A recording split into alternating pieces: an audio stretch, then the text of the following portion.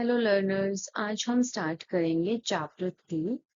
Topic है हमारा self and personality. ये हमारा ग्रेड 12 का टॉपिक है and it is useful for all. Okay, तो अगर हम सेल्फ और पर्सनालिटी के बारे में बात करें तो आप स्क्रॉल करते होंगे डेफिनेटली सोशल मीडिया और सोचते होंगे कि हु एम आई रियली। या फिर आप कभी कभी ऐसे भी सोचते होंगे कि आपके जो कुछ फ्रेंड्स हैं वो बहुत ज्यादा टॉकेटिव हैं, कुछ फ्रेंड्स हैं वो ज्यादा टॉकेटिव नहीं है। तो इस चैप्टर में we are going to dive deep into your own mind to understand the concept of self and personality. Trust me, जब ये चैप्टर हम फिनिश करेंगे, आप अपने आप को और आपके आसपास जो पीपल हैं उनको बेहतर समझ पाएंगे। जैसे कि एक क्लासरूम के बारे में सोचते हैं, टीचर ने अनाउंस किया कि today it's a surprise test. कुछ स्टूडेंट क्या हो गए, पैनिक, कुछ स्टूडेंट काम, और some of the students excited हो गए कि उन्हें टेस्ट में परफॉर्म करने का मौका मिलेगा।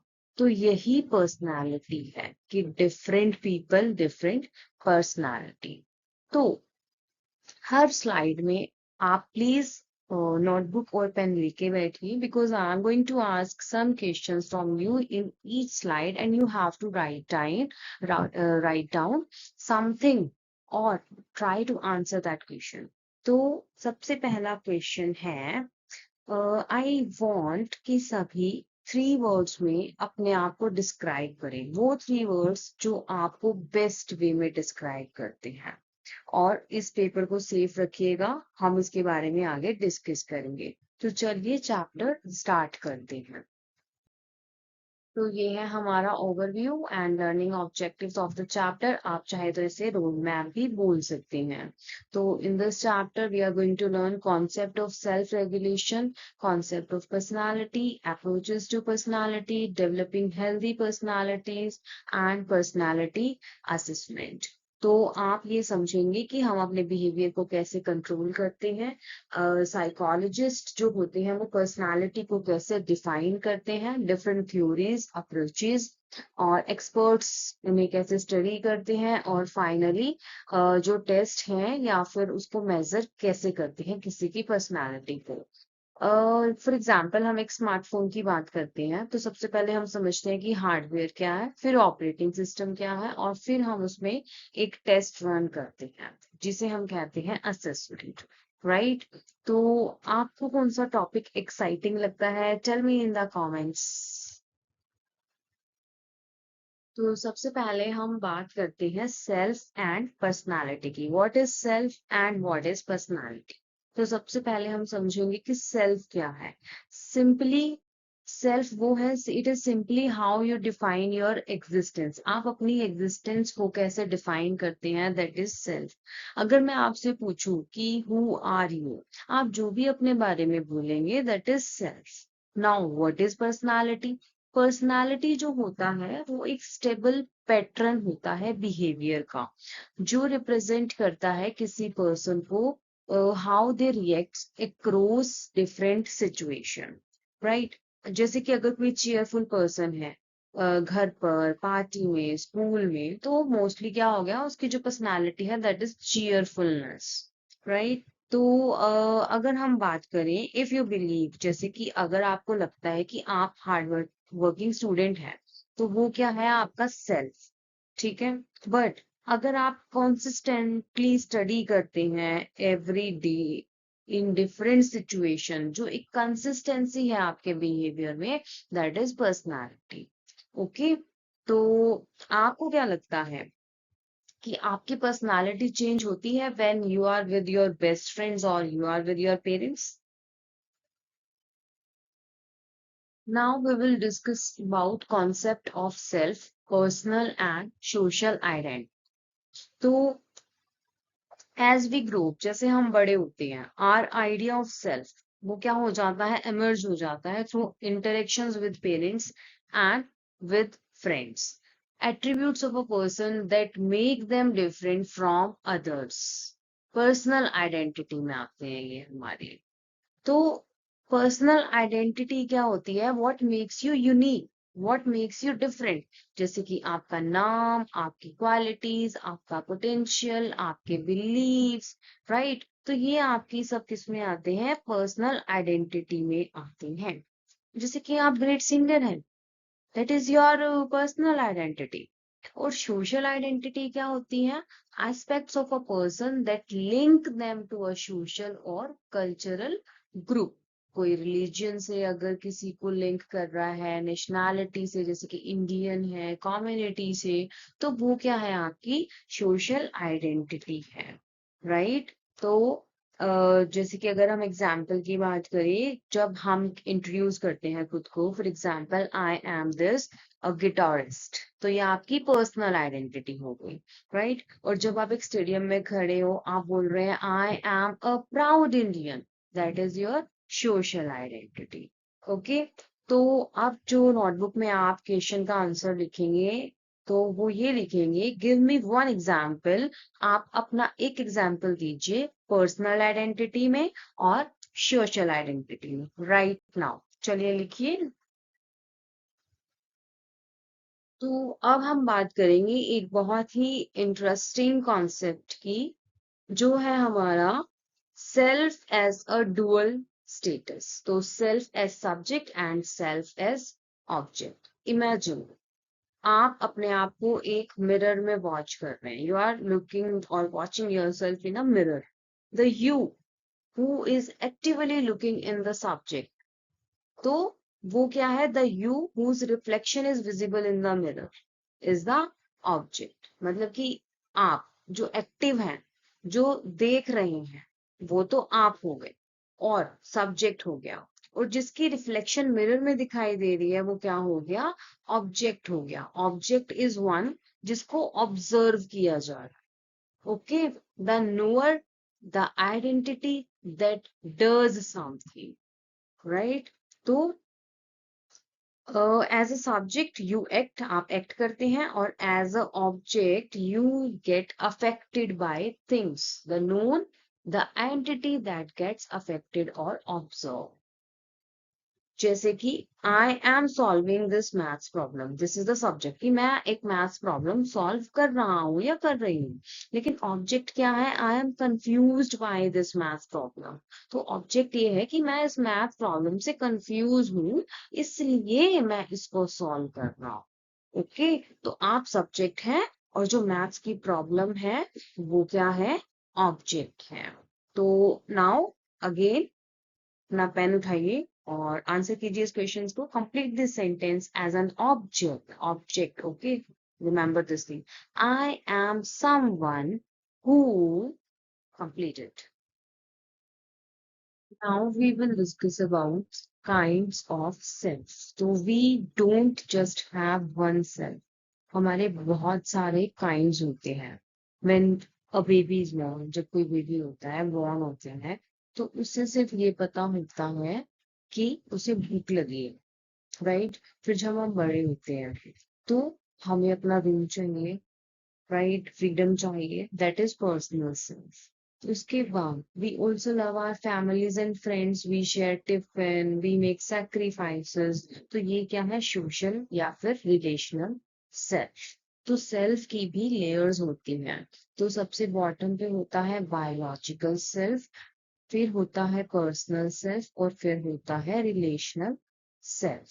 तो इसमें सिर्फ हम अपना सोचते हैं, जैसे कि कुछ ज्यादा चीजें हमें नहीं पता होती इस लेवल पे, जैसे भूख, प्यास, ठीक है, जैसे कि baby is crying for milk. फिर आता है हमारा पर्सनल सेल्फ, इसमें हमें फ्रीडम चाहिए, अचीवमेंट चाहिए, कंफर्ट जोन चाहिए हमारा। और फिर आता है हमारा रिलेशनल सेल्फ, जिसमें हमारा unity, affiliation, sacrifice and sharing आता है। अगर हम एग्जाम्पल की बात करें, तो आई नीड फूड, मुझे खाना चाहिए, that is personal. Okay. I want to score 95%, तो ये मेरा करियर के लिए हो गया, ठीक है। और अगर मैं बोलूं कि I will help my friend in study, मैं अपने फ्रेंड की हेल्प करूंगा अगर मेरे पास टाइम नहीं हो, तो ये हो गया मेरा सोशल या फिर रिलेशन। ओके। आई होप आपको ये काइंड ऑफ सेल्फ समझ में आ गए. Now write on the paper which self is dominating when you refuse to share your favourite chocolate with your sibling. I hope जितने भी आपसे मैं क्वेश्चन पूछ रही हूँ आप उनका आंसर ऑनेस्टली एक पेपर पे लिख रहे होंगे to understand the concept properly. And please जिन्होंने भी लाइक शेयर सब्सक्राइब नहीं किया है प्लीज डू दैट, बिकॉज आपके सपोर्ट के बिना हमें मोटिवेशन नहीं मिलता है. तो आप सपोर्ट करेंगे तभी हम वीडियोस और बेटर बना पाएंगे. और अगर आपकी कोई सजेशंस है तो आप वो भी कमेंट सेक्शन में मुझे मेंशन कर सकते हैं. So now let's talk about the cognitive aspects of self concept and self-esteem. तो how we think about ourselves, हाँ, हम अपने बारे में क्या सोचते हैं. तो सेल्फ कॉन्सेप्ट क्या होता है, परसेप्शन होता है, attributes of a person that makes them different from others. जैसे कि I am good at reading but bad at math. मैं रीडिंग में तो अच्छा हूँ बट लेकिन मैथ में अच्छा नहीं हूँ. और अगर सेल्फ एस्टीम की बात करें तो ये थोड़ी सी डीप होती है. It is the value you place on words. Judgement आ जाती है इसमें, अपनी वर्थ पता चल जाती है. Positive negative can affect everyday behaviour. तो ये सेल्फ एस्टीम का जो बैलेंस है ये हमें बना के रखना पड़ता है. While children whose parents do everything for them, जिनके पेरेंट्स ही सब करते हैं, तो वो जो बच्चे होते हैं वो थोड़े से इनकॉम्पिटेंट एंड उनकी जो सेल्फ एस्टीम होती है वो थोड़ी सी लो हो जाती है. अगर हम बात करें एग्जाम्पल की तो सेल्फ कॉन्सेप्ट में आ जाएगा आई नो कि मैं बहुत तेज भाग सकता हूँ. और सेल्फ एस्टीम में आ जाएगा क्योंकि मैं तेज भाग सकता हूँ इसलिए मैं वैल्यूएबल हूँ और मुझे अपने आप पे प्राउड है. आई होप आपको इन दोनों में डिफरेंस समझ में आ गया. अब रोल ऑफ पेरेंटिंग क्या होता है कि warm and positive environment create करे, एनकरेज और सपोर्ट करे और हेल्प करे कि चाइल्ड में हाई सेल्फ एस्टीम डेवलप हो पाए. राइट. तो आप मुझे बताइए कि टीचर्स एप्रिसिएशन एक स्टूडेंट की सेल्फ एस्टीम को हाई करेगी या लो. क्या आपने कभी एक्सपीरियंस किया है कि कभी किसी टीचर ने आपको अप्रिशिएट किया हो और फिर उसके बाद आपको कैसा लगा हो. Right. Now we will discuss about a crucial term जो है हमारा सेल्फ एफिकेसी. ये हमें दिया था एल्बर्ट वेंडुरा ने. Think of it as your I can do it, मैं ये कर सकता हूँ. That is your attitude. Right. And if you have an exam tomorrow do you believe, आपको विश्वास है अगर कल आपका एग्जाम है और आपको विश्वास है कि अगर आप हार्ड वर्क करेंगे तो आपके मार्क्स आ जाएंगे, या फिर आप ये सब सोचते हैं कि किस्मत में होगा तो मार्क्स आ जाएंगे. If you believe you have the ability to control the outcome, मतलब कि अगर आपके अंदर ये बिलीफ है कि जो भी रिजल्ट हो मैं हैंडल कर लूंगा, तो आपके अंदर क्या है, हाई सेल्फ एफिकेसी है. Believes in one's ability to control life outcomes or succeed in a specific situation, can pass exam, can master a skill.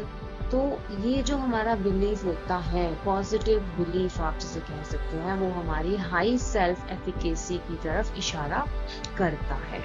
Theoretical foundation की बात करें तो it is given by Albert Bandura. Social learning theory high efficacy जो believe करती हैं कि they have the behavior for a task, allow selection, influence, construction of a life circumstances.